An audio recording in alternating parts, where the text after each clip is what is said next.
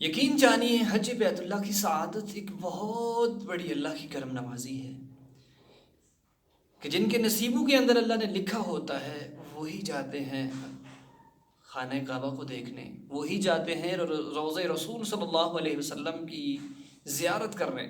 حدیث پاک کا مفہوم سماعت کیجیے۔ نبی مکرم صلی اللہ علیہ وآلہ وسلم نے ارشاد فرمایا کہ حج کرنے کے لیے جو جاتا ہے وہ اللہ کا مہمان ہوتا ہے۔ کتنا خوش نصیب ہے کہ جو اللہ کا مہمان ہے۔ تو دوستان محترم پھر فرمایا کہ جو مانگتا ہے اللہ اسے عطا کرتا ہے، اور جو دعا کرتا ہے اللہ اس کی دعا کو قبول فرما لیتا ہے۔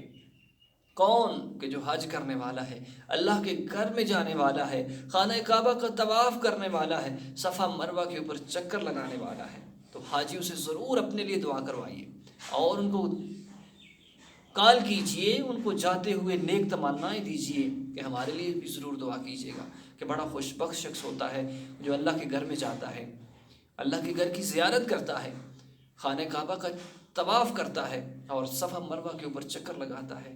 بڑا خوش نصیب شخص ہوتا ہے۔